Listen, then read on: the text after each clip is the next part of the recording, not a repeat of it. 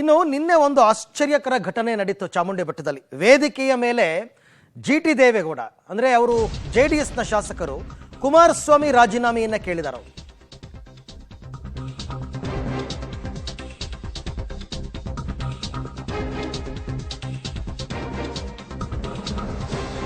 ಸ್ವಪಕ್ಷೀಯ ನಾಯಕನ ರಾಜೀನಾಮೆಯನ್ನ ಕೇಳಿದ್ದಾರೆ ಜಿಟಿ ದೇವೇಗೌಡ. ತಮ್ಮ ಪಕ್ಷದ ನಾಯಕನ ರಾಜೀನಾಮೆ.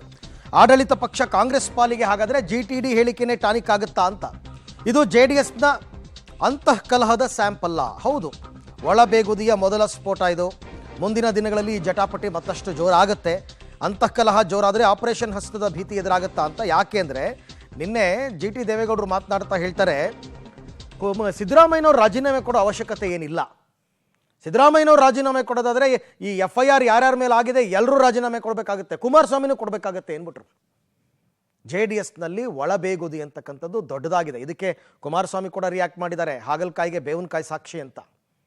ಅಂದರೆ ಆ ಪಕ್ಷದಲ್ಲಿ ಎಲ್ಲವೂ ಸರಿ ಇಲ್ಲ ಅಂತಕ್ಕಂಥದ್ದು ಮೇಲ್ನೋಟಕ್ಕೆ ಗೊತ್ತಾಗ್ತಾ ಇದೆ. ಹಾಗಾಗಿ ಏನಾದರೂ ಆಪರೇಷನ್ ಕಮಲ ಆಗ್ಬಿಡುತ್ತಾ, ಇಂಥವ್ರನ್ನೆಲ್ಲ ಸೆಳೆದು ಬಿಡ್ತಾರಾ ಕಾಂಗ್ರೆಸ್ನವರು ಗೊತ್ತಿಲ್ಲ. ಒಟ್ಟಿನಲ್ಲಿ ಎಲ್ಲವೂ ಸರಿ ಇಲ್ಲ ಅಂತಕ್ಕಂಥದ್ದು ಮಾತ್ರ ಮೇಲ್ನೋಟಕ್ಕೆ ಬಹಳ ಚೆನ್ನಾಗಿ ಗೊತ್ತಾಗ್ತಾ ಇದೆ. ಅಭಿವೃದ್ಧಿ ಮಾಡಿ ಕೇಂದ್ರದಿಂದ ಏನು ತರಬೇಕು, ರಾಜ್ಯದಿಂದ ಏನು ಮಾಡಬೇಕು, ಉಪಮುಖ್ಯಮಂತ್ರಿಗಳು ಮುಖ್ಯಮಂತ್ರಿಗಳು ಸರ್ಕಾರ ಎಲ್ಲ ಇದ್ದೀರಿ. ಸಿದ್ದರಾಮಯ್ಯ ಮನವಿ ಮಾಡ್ತೀನಿ, ಒಂದು ಮಾಸ್ಟರ್ ಪ್ಲಾನ್ ಮಾಡ್ತೀನಿ ಮೈಸೂರಿಗೆ. ರಾಜೀನಾಮೆ ಕೊಟ್ಬಿಡಿ. ರಾಜೀನಾಮೆಯ ಕುಮಾರಸ್ವಾಮಿ 2 ಲಕ್ಷ ಜನ ಕೋಟಿ ಕೊಡ್ತಾರ ಕೊಡಕ್ಕಾಗ್ತದ ಕೊಡಿ ಅಂತಾರೆ. ಸಿದ್ದರಾಮಯ್ಯವ್ರು 136 ಜನ DK ಗೆದ್ದಿದ್ದಾರೆ. ಆ ರಾಜೀನಾಮೆ ಕೊಟ್ಬಿಡಿ. ರಾಜೀನಾಮೆ ಕೊಟ್ಬಿಡಿ. ರಾಜೀನಾಮೆ ಕೊಡ್ಬೇಕಾ? ತೋರಿಸ್ಬಿಡಪ್ಪ ಯಾವ ಕಾನೂನು ನೋಡುವ. ಅದ್ಯಾವ ಕಾನೂನು ರಾಜೀನಾಮೆ ಕೊಡು ಅಂತ ಹೇಳದೆ, ಯಾವ ಕಾನೂನು ಜೈಲಿಗೆ ಹಾಕಿದೆ ಅಂತ ಹೇಳಿದೆ ತೋರಿಸ್ರಿ. ರಾಜೀನಾಮೆ ಕೊಡಿ. ಎಲ್ಲ ನಿಂತ್ಕೊಳ್ಳಿ. ಎಲ್ಲರೂ ವಿಧಾನಸೌಧ ಮುಂದೆ ಯಾರ್ಯಾರಿಗೆ FIR ಆಗಿದೆ ಎಲ್ಲರೂ ಕೊಡಿ. ಎಲ್ಲರೂ ತಾಕತ್ತಿದ್ರೆ. ಇದು ಜಿಟಿ ದೇವೇಗೌಡರು ಯಾವಾಗ ಯಾರ ಪರ ಮಾತಾಡ್ತಾರೆ ಅಂತಾನೆ ಅರ್ಥ ಆಗಲ್ಲ. ಅವ್ರು ಒಂದ್ಸರ್ತಿ ಸಿದ್ದರಾಮಯ್ಯನವ್ರ ವಿರುದ್ಧನೂ ಮಾತಾಡ್ತಾರೆ, ಸಿದ್ದರಾಮಯ್ಯನವ್ರ ಪರವಾಗೂ ಮಾತಾಡ್ತಾರೆ, ಕುಮಾರಸ್ವಾಮಿ ವಿರುದ್ಧನೂ ಮಾತಾಡ್ತಾರೆ, ಕುಮಾರಸ್ವಾಮಿ ಪರವಾಗೂ ಮಾತಾಡ್ತಾರೆ.